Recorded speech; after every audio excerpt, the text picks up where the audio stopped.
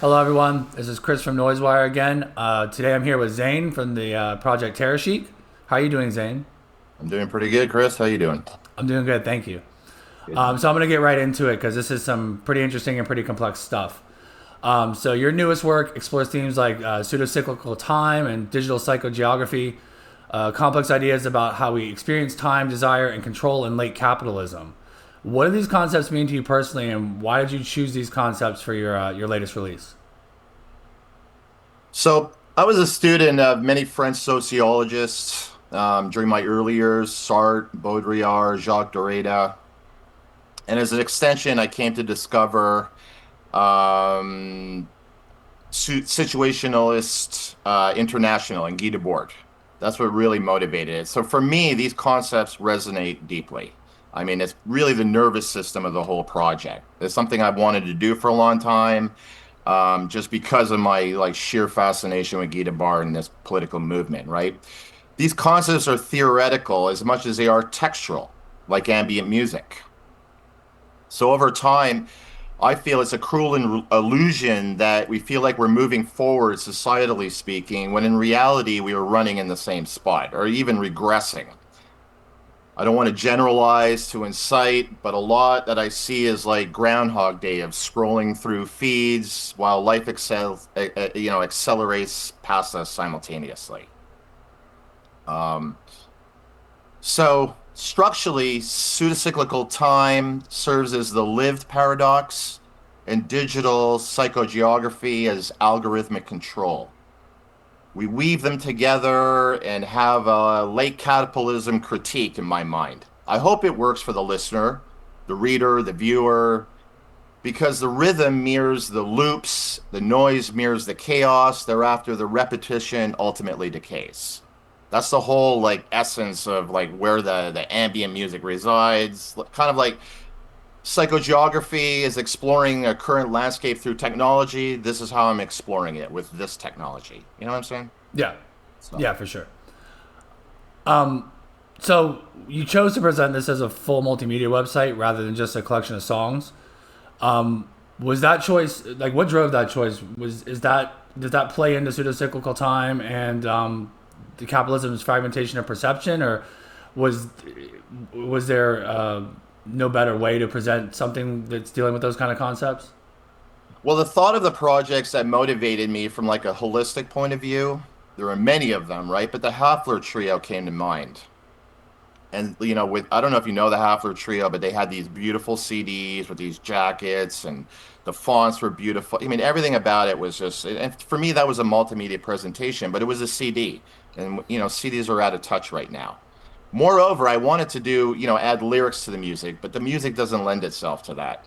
And the words I'm trying to share, you know what I mean? I had to like find a way to like fit it all in, right? So as a longtime coder, web designer, it seemed natural to go in this direction. Um, to be, perfectly frank, I didn't really do the website, right? There's someone who did that part for me. She's awesome. I didn't, and moreover, I didn't want to get totally. I didn't want the everyone to get totally hijacked from my logic alone. You know what I mean? I wanted to have another voice, right? So even though the website itself, the concepts of it, came from the whole, everything we've discussed, she's a part of it too. You know what I mean? But with regard to a critique, I felt an album alone would serve more as a sermon, whereas the multimedia approach was was the site itself was the dysfunction itself. That's what it was, right? So um I wrote a play that utilizes smells and holograms, perfect for Brandon Cronenberg. I think I haven't contacted him yet, but expecting a rejection letter. But I think it's groundbreaking, and in so doing, you know what I mean. I know I'm not going to be the most influential musician out there, or playwright, or designer, or whatever, but my ability to maybe bring all these mediums together, you know what I mean, maybe my voice, right? So the songs critique the system, the site is the system. That's the way I look at it, right? Yeah, I was gonna say so. Within the concept, within like the framework of the critique, though, like, is there something important about using technology the way you are? Like, does that in itself like create a paradox within the critique to where you're relying on the technology to put out your message, but the technology is ultimately part of what's controlling us? Absolutely. Yes. Yeah. The two are intertwined, right? And yeah, that I mean, yes. Yes. The technology is as much a part of this as anything else. Absolutely, right? Nice. So you frame this work as a digital psychogeography, which I understand to be less a place in this project and more of a psychic terrain shaped by surveillance and feedback loops and algorithmic drift. How does this mapping of fractured desire and commodified dissent inform the architecture of the album? And is the listener meant to approach this as a derive, or are they supposed to be trapped in the loops and sort of trying to get out? So in my mind, the core of those questions are about intentionality. I think they're brilliant because they touch on the central tension. Discovery or refinement is beyond my control, right? Both those states can exist dialectically. You can imagine the loop is a cage and the derivé is a detour. I hope they both happen simultaneously, so it's a labyrinth and a trap. By nature, I'm always going to force confrontation. I don't necessarily like that fact. It's hurt me many, many times, but capitalism is both. The architecture weaponizes it, in my mind. The third track, for example, Hijack, its ghosted vocals, the recordings, the algorithmic motion is something akin to a TikTok trend that dissolves before it satisfies. If I sang dark melodies over satisfied streams, I would be laundering to the very system I'm trying to critique, right? So, polite art for me about digital alienation is a contradiction. These days over the net, I see thoughtful people as neither wanderers or prisoners, but debuggers. I hope more are enticed to crack the code. Um,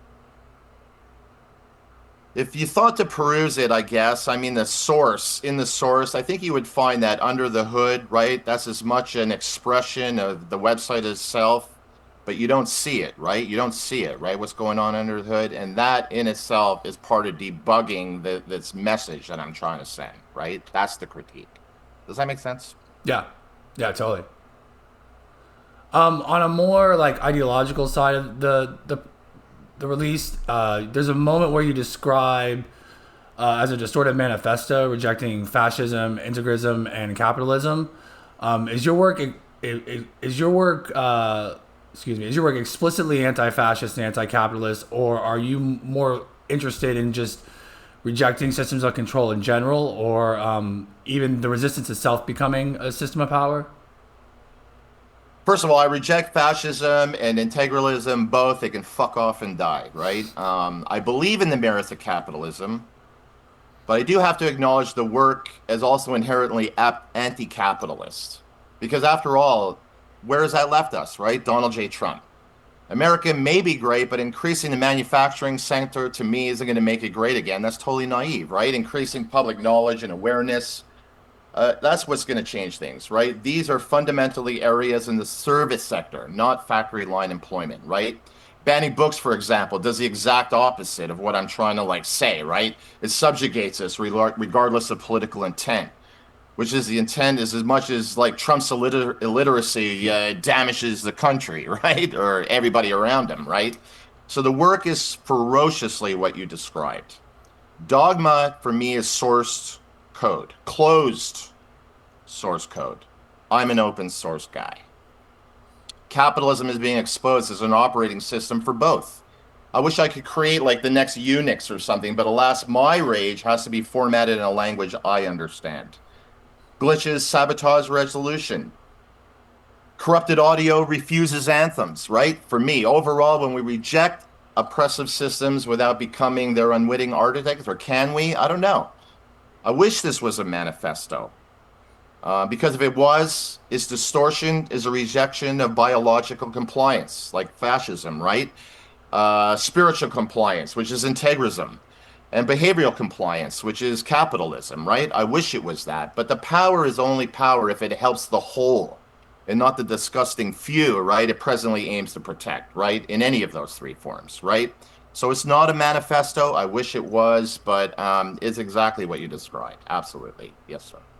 Nice. Do you ever worry about the risk of your work being co-opted or misunderstood because you're actively critiquing such sensitive systems and sort of topics? I mean, that's inevitable. So, no, I don't, really worry about it. I encourage it, as a matter of fact, right?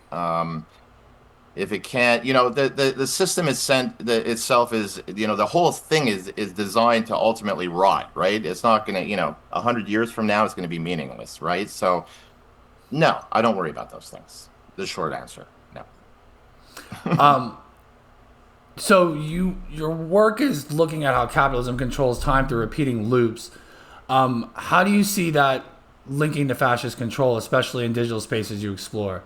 How does your work show that forces shaping both our world and how we think?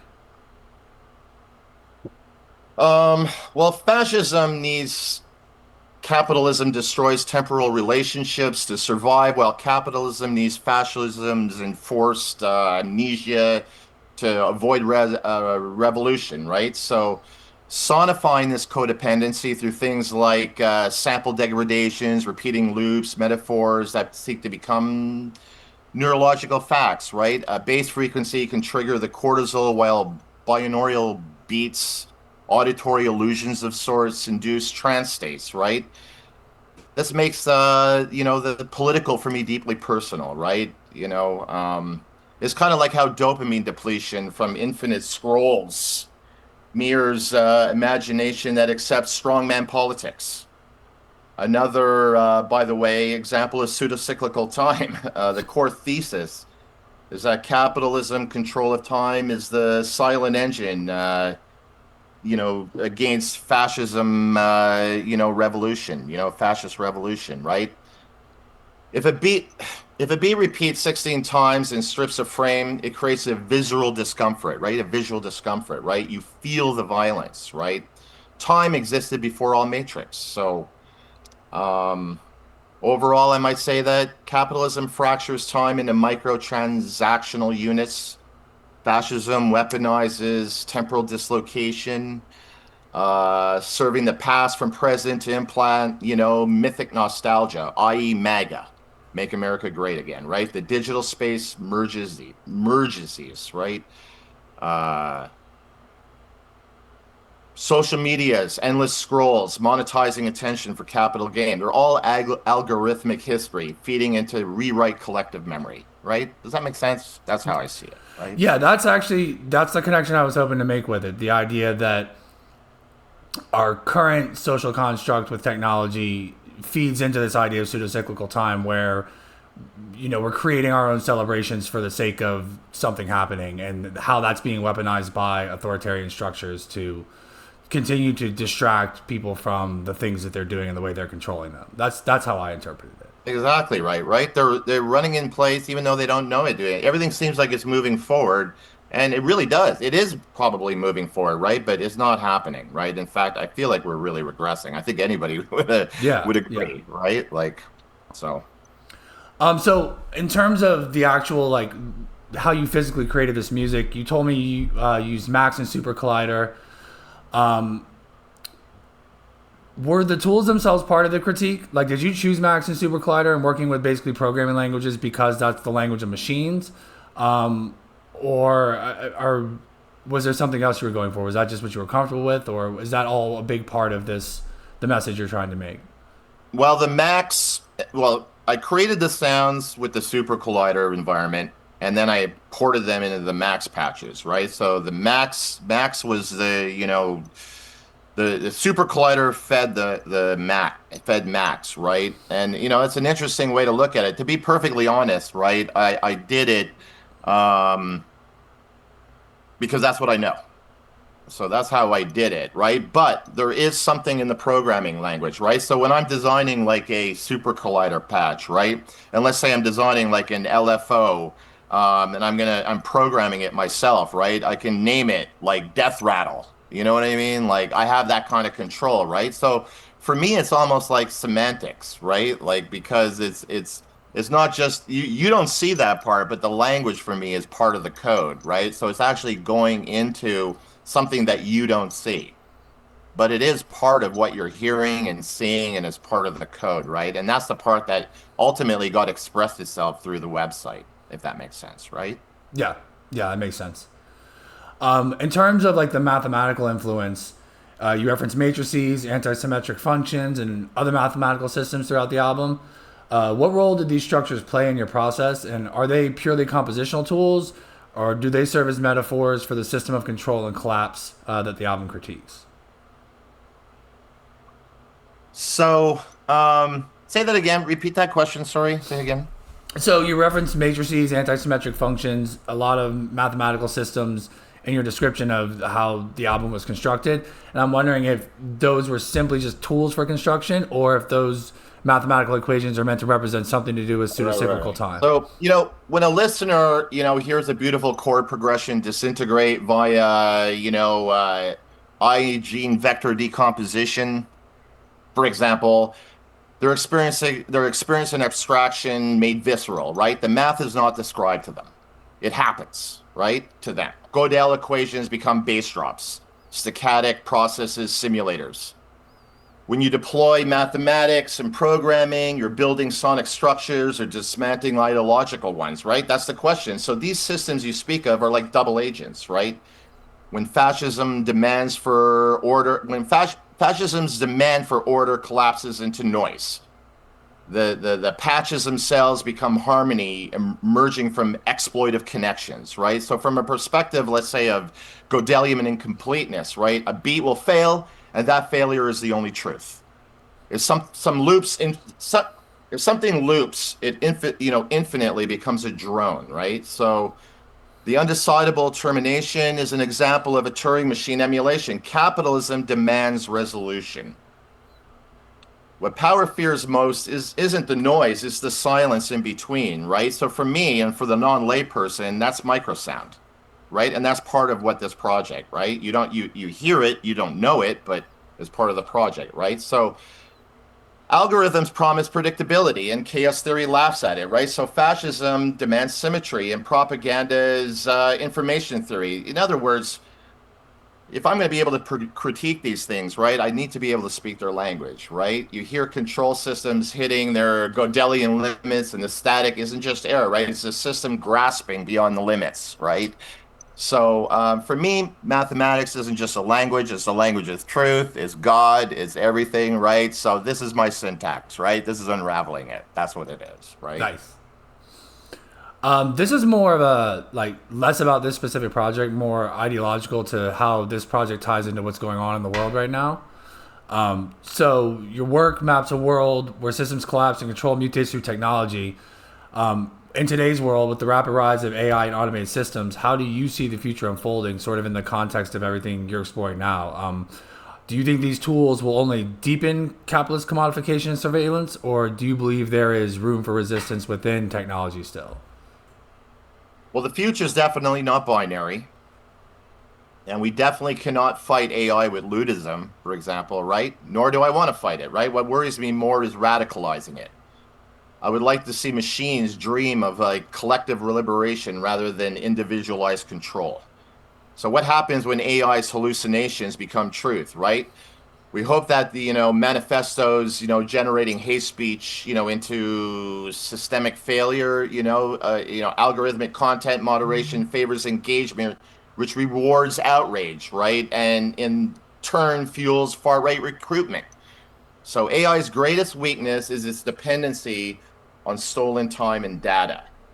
We need to be able to turn its logic against itself, right? Trick surveillance into hearing non-existent protests, flood like smart city centers and calm police drones, right? That's what we need to do, right? That's how I see it, right? We must let, brittle systems collapse, right? That's what's going to work, right? We need to let them fall off. You know what I mean? We need to steal back the clocks. That's another, element of this suicidal time, right? The clocks manifest themselves into the autonomy of the code. The efficiency of AI creates vulnerabilities, right? How algorithmic homogeneity breeds, predictable failures, ripe for exploitation. But I think this project also demonstrates, right? And you asked me that about max patching and super collider programming and all those, right? Those things can weaponize like a system's fragility, right? Capitalism wants AI for hyper individualized control, but we need to redistribute things like ChatGPT for more communal purposes. time is now the battleground. And that's another essence of what this is, right? That's this whole pseudo-cyclical time, right? That's how I see it. Perhaps artists can make that happen, or at least I hope they can, spread the word and we can create a new solidarity. That would be like perfect. Yeah, that's where I'm at with it too. My biggest critique of AI at the moment is that it is it's hyper influenced by the people who are creating it, and a lot of those people are tech bros who want to are super overconfident and want to control everybody and everything and want things to be relying on their technology. And that's how my interactions with AI have gone. They've always been AI is very opinionated, and it thinks it knows what it's doing at all times, even when it makes mistakes. And those are very, to me at least, those are not good good ways to build a relationship with another system, right? Like that's just, it's already lying to you and tricking you this early on. But I think at some point, if we get control to manipulate those systems and program those systems, that we could actually weaponize them as well and use them in resistance. And Absolutely. do you feel Like as similar? artists, right? We got a good, we're the only ones that really can do these things you describe, right? We have a more organic feel of it, like maybe they should be looking more at us and say like, hey, what are these guys doing with it? You know what I mean? Rather than the people that try to control us with it, right? But that seems to be the only goal right now. Yeah, for Me, sure. right? So after building such a complex and layered work, how do you see this project fitting into the broader conversation about our relationship with technology, capitalism, and resistance? Like, what do you hope people take away from this ultimately? Well, um, I certainly think there's a lot of like, argument for, it being used for the potential for dissent. I've admired, the way people have used technology and all that. However, it saddens me, that I think we're in the infancy of all this, and the mechanism for capitalism and authoritarian control and all that really, like we've just said, right, has a commanding grip on all this. So, um, to coordinate the obsolescence of things intelligently, socially conscious people desire, would be the goal, right? I mean, we got to get this out of the hands of avaricious monsters who seek to control us with it, right? And, you know, uh, yeah, that's, We need infrastructure. what's that? We need infrastructure. Yeah. We need to start buying Yeah. power plants because Yeah, that's we ultimately need what it's going more to be, than, right? Democrats, standing in Congress for, 6 or 8 hours making long speeches, right? That, those are great. I appreciate it, but, you know, we need something more, I think. So, Awesome. Well, thank you for taking some time to talk with us today, Zane. I look forward to what you may have in the future. This was a very, very interesting project. I think there's a lot of really cool stuff going on here. So thank you very much for making it. I appreciate it, Chris. Thanks so much, man.